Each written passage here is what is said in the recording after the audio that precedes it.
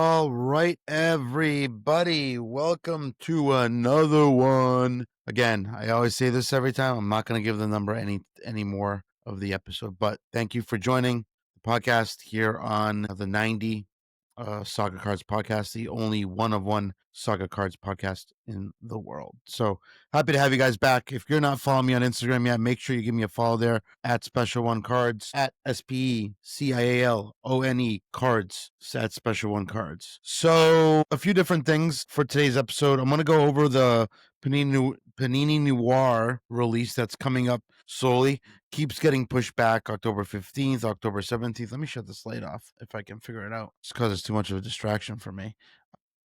But October 15th or 17th, I think I've seen on the website. Actually, Panini now it just says coming soon on their website. It's on their website, it says coming soon. I've seen on the other sites say the 15th or the 17th coming up in October.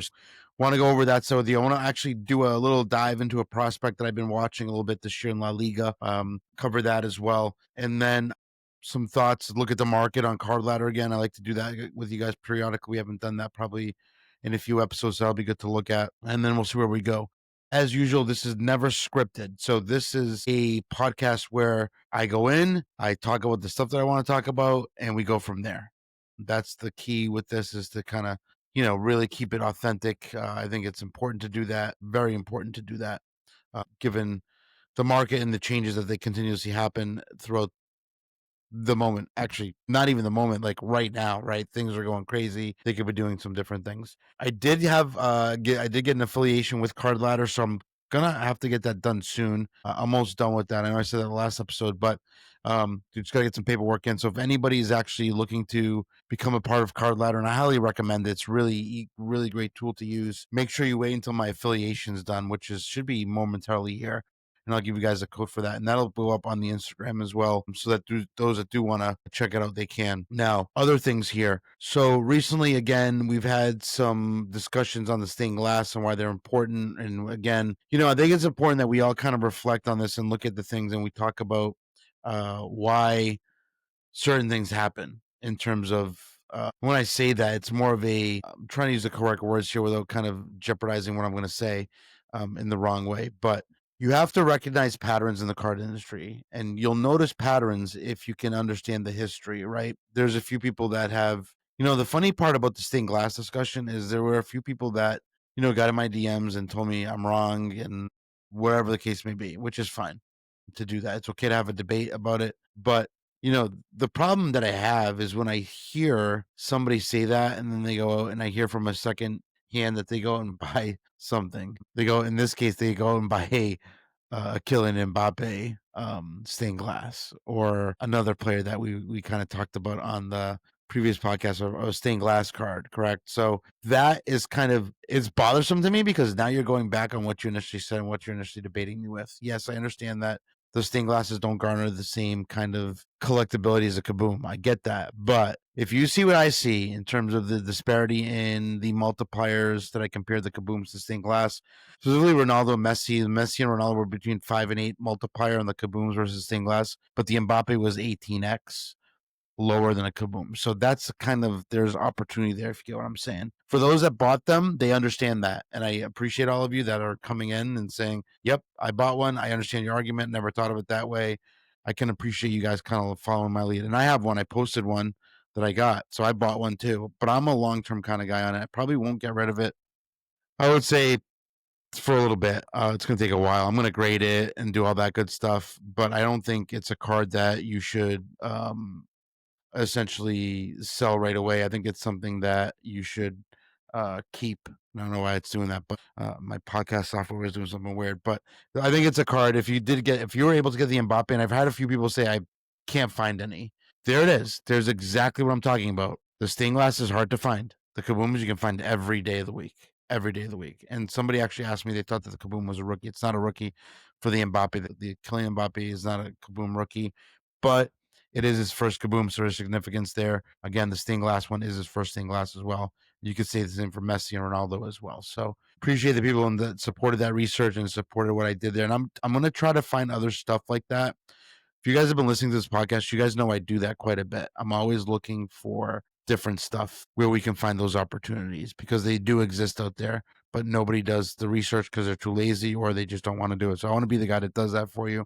But I also want to be the person that doesn't have the inclination to go post it on Instagram and then people start complaining that, because you posted this on Instagram, now I can't find one. This is why it's important. This is why it's important to listen to this podcast, because I'm going to always post stuff up frequently in regards to that, in regards to opportunities that may exist that you guys just don't see or haven't even looked at, right? That's the goal here, is to do that. So I encourage you again to share this podcast with other people. And I know some of you actually messaged me and told me, I'm not sharing your podcast with anybody because nobody needs to know this stuff. That's fine, but it does me no good. So I appreciate your support and listening, but I need more listeners. I'm trying to do something here, obviously, to kind of, I spent a lot of time doing this. I'm not getting compensated in any way for it. I'm not complaining about it because it's something I love, but I think I need to figure out ways to do that. And I'm exploring those. Some of you guys know that I'm exploring some different kind of a podcast merchandise drop or something like that, where I can make a few bucks to help kind of fund a studio in the basement here at the house, which is the ultimate goal. Within the next month and a half, I think I'm gonna have a full studio in my basement where I can actually have lighting that is correct, things of that nature, that where people can watch stuff in a better environment, where there's lighting, where there's kind of the soccer ambiance. So that's the goal here with this. So let's take a quick break. Just gotta knock on the door. All right, we're back. So let's talk Noir. As I said before, Noir, it was supposed to come. It's supposed to come out the 15th to the 17th, which is a week and a half away, I think, or a week away. But Panini's website does not actually have all that information on there, and a few other sites are telling us different things. Kind of want to go over the set before it comes out. Really want to kind of talk about what we expect based on the research that I've done and what we can find. This Panini Noir set is basically, trying to give you guys kind of an idea here, a black border set that screams elegance, autographs from legends like Messi and Zidane. There are a lot of relics in it as well. And it's been gone for 8 years now. Panini Noir has not been around for 8 years. So it is a Panini Noir. It's a FIFA-based set. Again, looks like a few places are claiming it's releasing October 17th, that set. But again, don't take my word for it. It could be sooner. It could be later. I would anticipate it's probably going to be later. As with everything, they're always kind of delayed on stuff. So let's think about this set and do kind of a breakdown on kind of the chase, the player spotlights, and kind of like this black gold is pretty nice for the holidays if you think about it. Again, appreciate everybody that supports the podcast. Subscribe to the podcast, review it, like it, share it with others. Hate to keep talking about that, but I need to bring that up because I don't think enough of you guys are doing that for me, and it helps. All right, so all right, this set, again, looks like it may release October 17th. The set is what makes, really, I guess, what we're going to talk about, what makes Noir. You think about this, right? It's not your typical, like, a blaster box, right? Got to think about kind of bold contrast, metallic frames, and then that black aesthetic, right? Really kind of really nice. The last time they dropped it was in 2016, so it feels kind of like a revival a little bit, at least. And I know Panini's got to kind of make up their mind because they've lost a lot of the other licenses, the football license, the NBA license, etc. This does have official FIFA licensing, so we're talking there's going to be 20 national teams across 5 continents, from the Premier League players to South American players as well. The base set is 200 cards deep, split between vertical and horizontal designs. So depending on your preference, you may not like horizontal, you may not like vertical, you may like both. I don't know. I like both. I don't really have kind of a question. But the standard base cards are all numbered to 75 worldwide. So there really isn't a base cards numbered to 75. So scarcity is going to be really tight, even on that. Now the parallels, hollow silvers are to 49, bronze frames are to 25, and then the dual hits are to 10, like the hollow gold and the silver flame, and then down to a 1/1 platinum hollow, which is the kind of card everybody wants to pull, right? The 1/1 hollow. Hobby boxes, you're getting 1 mega pack of 10 cards per box. And for those that understand these are high-end cards, right? So on average, you're getting 3 autos, 2 memorabilia cards, 3 inserts or parallels, and 2 base cards. Now remember, the 2 base cards are numbered to 75. So it's kind of nice. You're getting basically all numbered stuff. Half your box is guaranteed hits. So you have autos, relics, and combo. You can have a combo of both, right? Cases of the product come in 3. So you're looking at, with these kind of pre-release, $300 to $400 a box.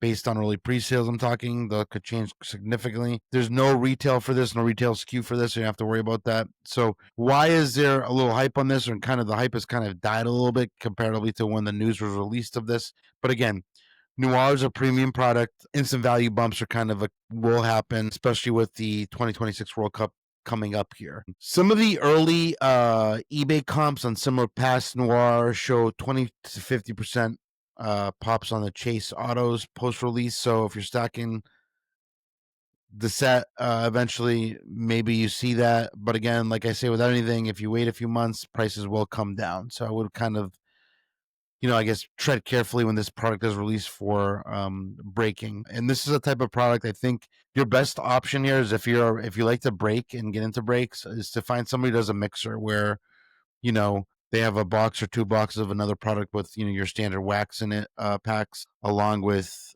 this product. Because if you could do let's say a box of select with this, right? FIFA Select and the box of this, you might not hit anything in the Noir product, but you want to get something as select. So maybe something comes out of there. So that's kind of the risk averse way to do it. The other way is serial numbers. But again, at $300, 10 cards a pop, breakers are going to charge a lot more than $30 a spot because they have to cover their costs. They have to make some money. So that's the kind of the issue with these higher end products. You got to kind of do mixers. I think that's where the value lies. And with these boxes, again, you're looking at, there's really 3 hits per boxes, I guess, in terms of what we were talking about before, the way the boxes are made up with the autos and the relics in this. Now, I don't know. I didn't kind of do any more research in terms of Noir if it's all game worn.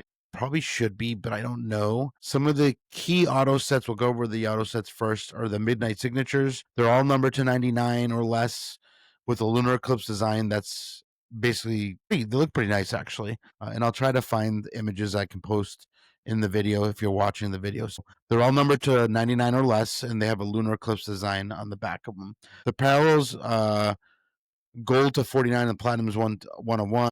You could have an Mbappe like auto under a blue moon or something like that.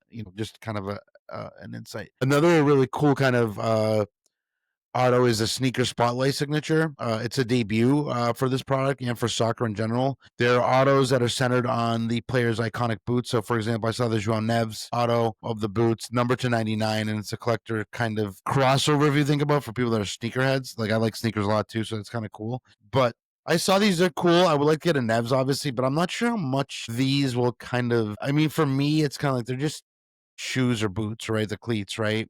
With an auto. There's no image, there's a player name, but there's no image of the player. I mean, I wish they had done something where there's, and I could be wrong, and if I'm not remembering this correctly, but they did an image of the player on the side with the boots zoomed in. That may be better. I'm not sure. Maybe they did do that, and I'm just kind of imagining that, but I don't know how these will do. I think they might be expensive. They could be. I think it's a type of auto that you might be able to get cheaper later on. The snapshot signature, they're camera lens inspired. They capture kind of that frozen goal moment vibe, right? One of the cards in the other cards in the Showtime signatures or Auto Noir in there as well. The inserts are 3 per box. Like I said before, they blend the parallels with the cinematic kind of feeling. And inserts are always tough in these products because there's feature length, there's vintage art, and there's motion picture. The feature length is epic career montage in black and gold. The vintage art are throwback kind of illustrations with a modern twist, and then you have the motion picture, which are dynamic action shots that pop kind of like a reel, right? And then you have the sneaker spotlight again, but in a non-auto version for people that are really obsessed with boots. And I like boots. I love boots. I think a lot of collectors do too, but I don't know how this is going to work. Case hits on average, so 1 per 3 boxes. Patient basically pays here. So it can be pretty rare. And then the relics, they're the last 2 pieces in the box. Box office materials offer multi-patch swatches from kits and gear, plus a jumbo swatch, team logos, massive hit stamp with club crest. Think Holland's Man City patch or Messi's Inter Miami flair. Most relics are 99 or less with a 101 logo man lurkings. In short, the Panini Noir set is engineered for a high roller, 50% hits, low prints, and themes that scream invest now, flex later. So if that makes sense to you guys, then go for it. But again, these are risky because it's a higher end kind of set in terms of what you're looking at. Now, player spotlights and kind of chase cards of the week for this kind of, we're going to talk a little bit about the marquee moments, and we'll spotlight kind of 3 chases that could define how a box goes for you, right? No full checks have dropped yet, so it's kind of hard for me to give you kind of the way this thing goes. So Lionel Messi Midnight Signature will be an of 10 gold. It's Messi and Noir product. It'll be really nice. It's Messi with a moon backdrop, captures kind of the Inter Miami magic, and he'll be in that kind of Miami kit. I would expect these on release probably a 1,000. I think maybe I'm wrong, but $1,000 probably on release is probably fair for this card. Now, would I mean I can't say I would pay that or I would not, but you also have the vintage art insert that you could pop as well. Kylian Mbappe, the sneaker spotlight, the auto relic 1 of 1, which would be really cool. Mbappe's boots with kind of, again, the auto on there, and then it's kind of with a French national team patch, maybe. I don't know. It's a hybrid. It could be like, it's kind of like a patch auto, but covering his boots. I really don't know. And this could be a $2,000 card, right? If you think about it. Mbappe signature auto 1 of 1 with the boots. It's probably more than 2K actually. Now you think of that. 2K is kind of low if I try to really think about that. And then you think about the kind of Erling Haaland base platinum hollow 1 of 1 with the box office jersey swatch on there, which has already been previewed. So hopefully I can put the image up here in this video so you can see it. But the Man City blue popping on the black will probably be really nice. A 1 of 1 parallel, I don't know. Pure gold, a base parallel maybe of 10. I would say that, this is probably something that you could probably buy. This is probably going to cost you a lot of money too. I mean, some of the estimates on these that I kind of drummed up using some chat GBT stuff was kind of crazy. These are definitely not the market prices for these things. When you talk about that, there's no way these sell for that low of a price. I just don't believe it. But this is a high-end product. I would assume you go to Whatnot and look for maybe some breaks on there. I think Cardsmiths might actually have a checklist up eventually. They usually have checklists up pretty quickly. This is a product where you get a really nice card out of a break if you're in it, right?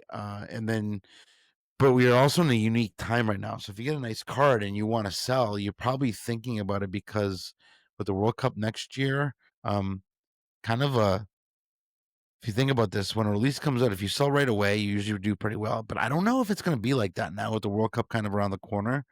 And soccer's up so high right now, you have to kind of start to consider, well, maybe I just hold it until the World Cup because who knows what will happen? You know what I mean? It could be. I don't know. I don't know how this product's going to do. I don't know if the delay kind of has kind of gotten people kind of off of it or not. But I think it's a product to look forward to for sure. I don't know. It could be a really good product. I'm looking forward to it. I'm not sure if I'll get into a break. If I get into a break cheap where there's let's say a mixer of some sort and it's cheap enough where I can get in and there's kind of like maybe let's say a select 24, 25 bucks with the noir to open where I'm not guaranteed to skunk because potentially you could skunk on this product. A 10 card 1 pack mega pack. You could have a lot of people skunking. So you got to get something, especially if you're on Whatnot or any of those breaking apps where, or even Fanatics Live, you got to get something. And that's the risk that you're playing here when you get into one of these breaks is that if you get into just a noir break and no card comes out, you get nothing. That's really rough. And hopefully some of those breakers do something that is good for the people that are in those breaks because I used to be in I don't do many breaks anymore, especially I used to be in more hockey breaks in the last few years over soccer breaks because I love hockey. And I used to break a lot with Breezy the Breaker, and I'll still occasionally break in there. But he would do something where he'd do a case of the cup, and you sometimes would not get any cards. That's rough in a case of the cup. And you have to start to wonder, how are the breakers on the soccer side going to try to beat that? What Breezy would do, he would usually send out like some singles, some base cards, you know what I mean? And he'd send out like a pack of like 91 or 92 excuse me, 2021 and 22 Upper Deck flagship where you can get Young Guns. That's kind of the big thing to check out, especially if you pull a Young Gun. It's a good thing. So that's what he would do. So I don't know how those guys are going to beat that. They're going to have to figure a way to kind of beat that system to make sure everybody gets something. All right, guys. So let's take a quick pop over at. I want to look at Card Ladder and just check it out since the last time we checked it. I know it's been a little bit, or we check it every week, but let's just do a brief, quick look at it on the index to see what we're doing here. Let me go to the indexes and let me share my screen. Let's see, share. So let's take a look at the indexes really quick on Card Ladder. And you're going to see here, golf continues to be the top performing product. Culture cards, which is kind of pop centric, Culture 51. One Piece, not sure what that is. Entertainment, tennis, and soccer. Soccer's right there. This is a 1 month change. If we look at over the last 3 months, I would say soccer's first, 126%. Continues to perform really well. 1 week change. Golf number one. Basketball's creeping up. Soccer, where's soccer? Soccer dropped off. Hockey started to move up a little bit. The hockey season just began, so that makes sense. Soccer's still creeping up too, even over the last week. So maybe we'll find a little stability right now, where there was kind of like just continuous like movement with soccer. Let's take a look at the index really quick in here. You can look at the index in here, and you can see there's been a little dip here. The last, I would say, and a half, 2 weeks. That no, probably no actually big reason for that. Actually, I need to change the dates on here. Let me change these dates really quick. January 1st. We're gonna go to October. And let's make sure that you guys, when I do the card ladder affiliation, you see it. If you need help with it, I'm happy to help you guys with it. Maybe I'll do a master class on card ladder, navigating card ladder, so you guys understand what card ladder does. Here you go. A little stability here. Kind of flatlined a little bit. Not really, but I mean, it's still compared to like August. Like we saw such a run up here. These are kind of like that's a very steep kind of incline up. So little bottom out here, but nothing crazy. So we're safe. But the sales volume continues to be very, very healthy. A lot of sales volume. So that's card ladder. Wanted to kind of run that through you guys. I'm curious on. Should we look at stained glass just to see 2020, 21 stained glass daily sales? Because a few people have told me, like, because of me, they haven't been able to get them. Not my fault. I'm just making people aware of stuff. You know what I mean? Let's see what we pop up here. There's an Mbappe right there. 188. Somebody got a really good deal. Here's probably a collector, Juan Musso. Rosabal, Rakitic. That was back in August, though. So nothing crazy, but again, it just goes to show you, and it could be like me the way I'm looking these up. If I put in Euro here, let's see what pops up. All right, so more pop up now. So Mbappe, 440 PSA 10, October 2nd, October 3rd, 180, 180.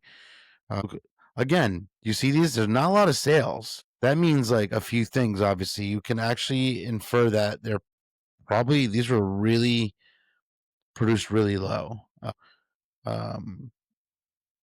That's what I'm gonna say, because I think let's try La Liga and Serie A. Really low production if you think about it.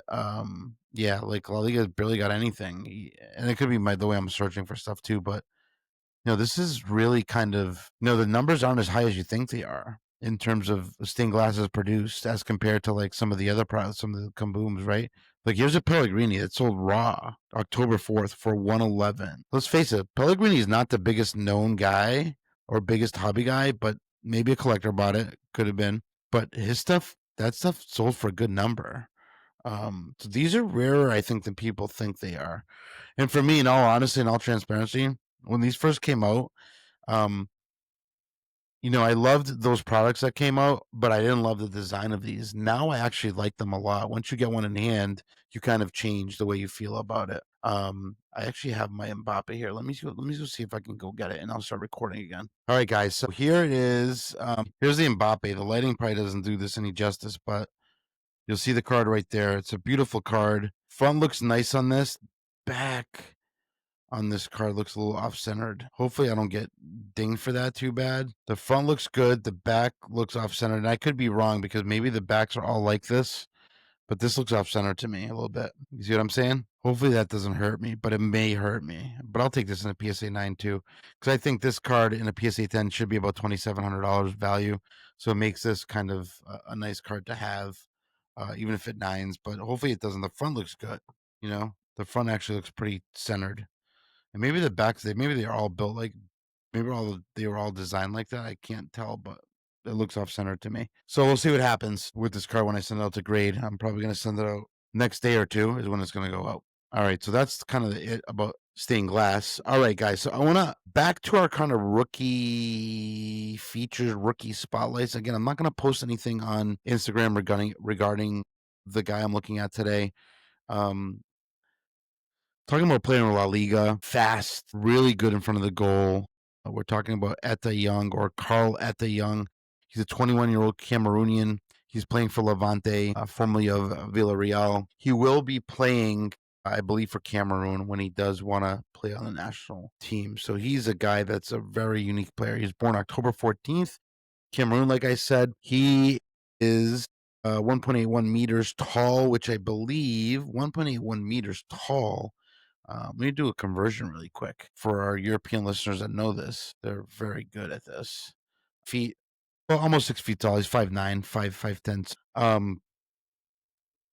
I wouldn't say he's undersized, but for his position, he might be a little bit undersized. I could be wrong. We'll see though. But he's an exciting player to watch. I really enjoyed watching him this year. The few games I've watched, 5 goals, 3 assists thus far in 8 games in La Liga and other competitions that he's participated in.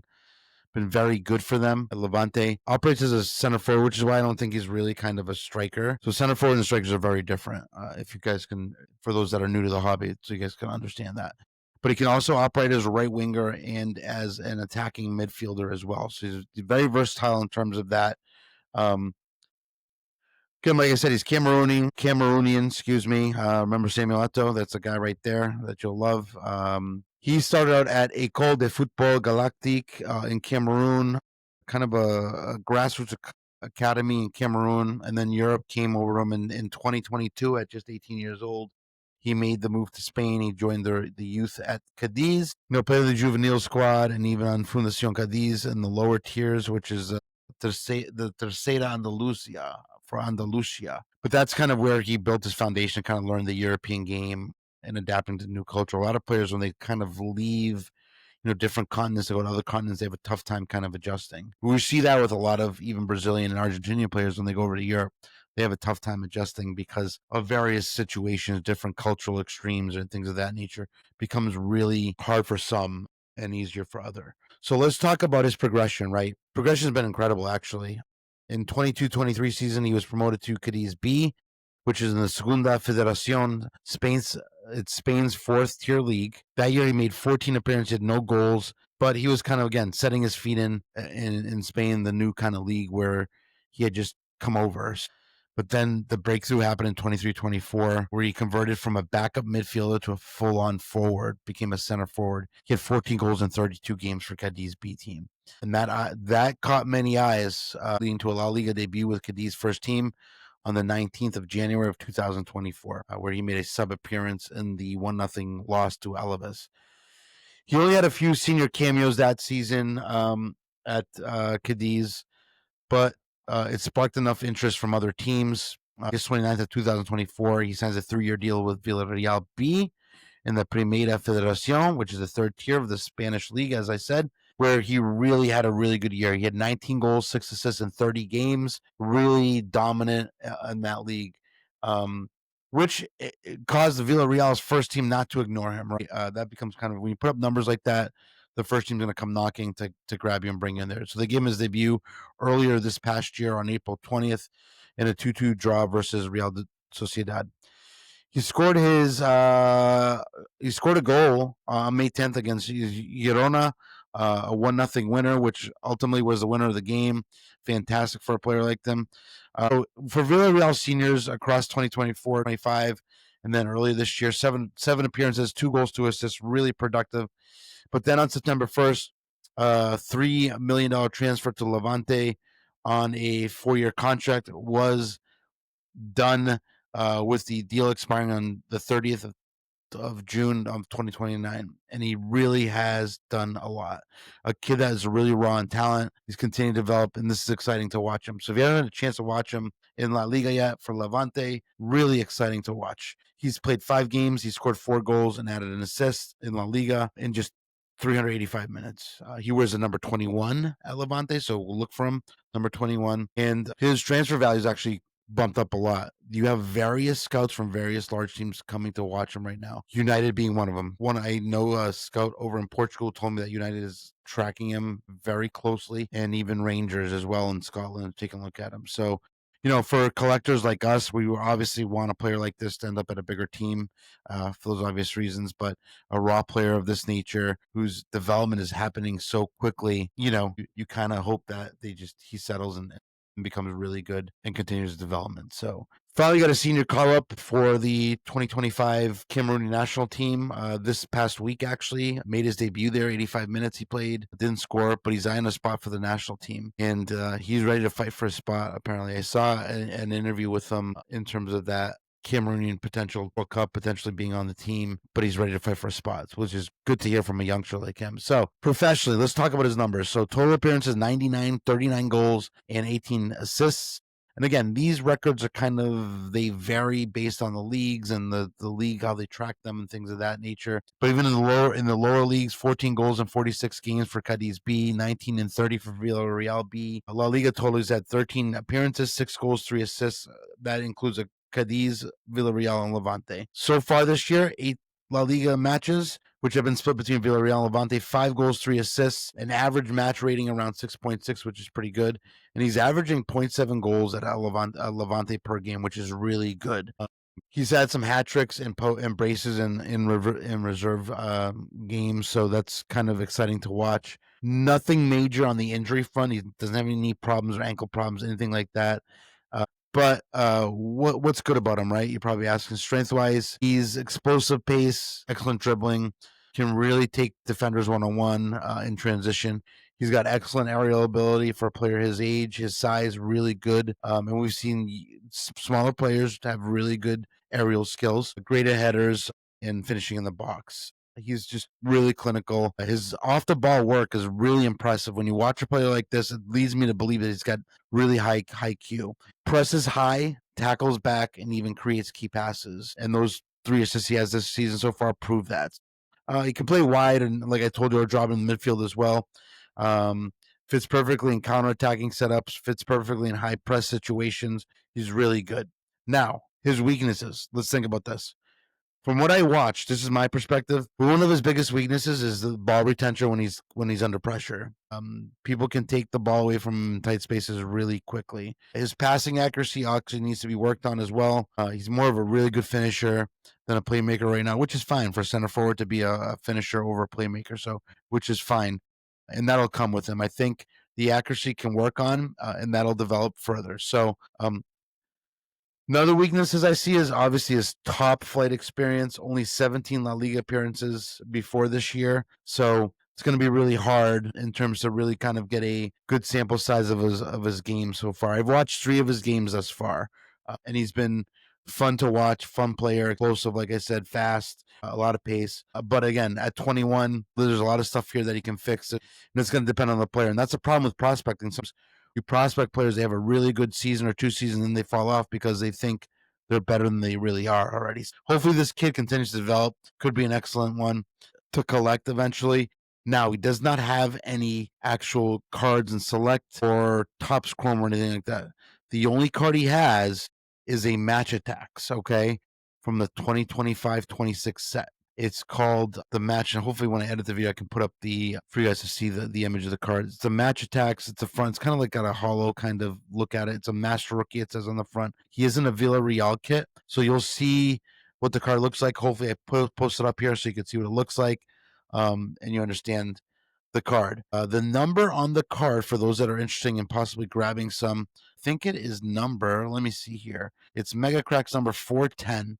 And there's a few on eBay. There's somebody selling a 10 card lot for 100 euros. Again, don't know if this is really kind of something anybody should buy, but this is potentially his first true rookie, right? Depending if Select this year comes out with a 25-26 rookie card of his, have his rookie, but or La Liga actually, because it may be in his Levante kit. I'm not sure. But the Mega Cracks, unless your name is Lamine Yamal, they do really well. But if it's not, they're not going to do really well.